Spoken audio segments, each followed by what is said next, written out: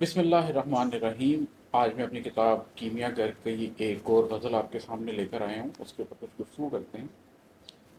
इसका मतलब है कि सामने बैठकर झूठ कहता रहा, मैं उसे टोकता भी तो क्या टोकता।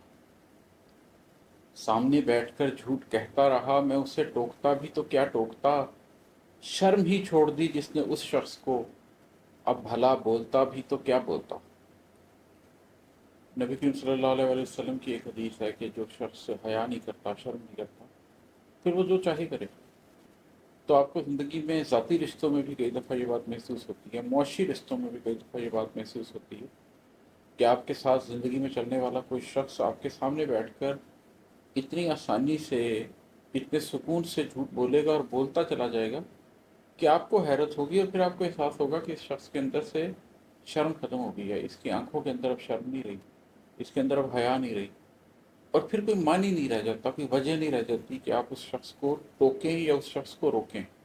इसलिए कि आपको साफ नज़र आ रहा होता है कि उसने अपना नफ्स बेच दिया है, उसने शैतानियत को अपनी ज़ात दे दी है, उसके हवाले कर दी है। तो उस हवाले से ये शेर है कि सामने बैठकर झूठ कहता रहा, मैं उसे टोकता भी तो क्या टोकता।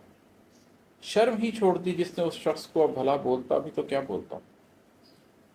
और है कि अपने माजी को यकसर भुला कर मिला, अपनी बाबत बहुत मुस्कुरा कर मिला, मेरे एक एक रवैये का ताना दिया, मैं उसे रोकता भी तो क्या रोकता।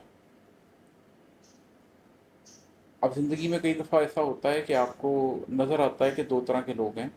एक वो लोग जो स्टैटिक हैं, उनकी ग्रोथ नहीं हो रही, वो जैसे थे वैसे ही हैं, उनका नफ्स वहीं पर है, उनका कल्ब वहीं पर है, उनकी सोच वहीं पर है, उनकी इमोशनल बीइंग वहीं पर है। वो ना इमोशनली ग्रो कर रहे हैं, ना स्पिरिचुअली ग्रो कर रहे हैं, ना मेंटली ग्रो कर रहे हैं।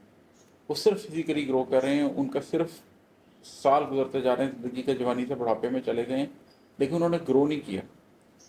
तो जब आप किसी ऐसे शख्स से मिलते हैं कि जो आपको तो आपके माजी के हवाले से जानता होता है और अपने आप को नहीं इस नज़र से देख रहा होता कि वो पहले क्या था और वो कितने सालों में गुजरा है, वो बदला है या नहीं बदला है।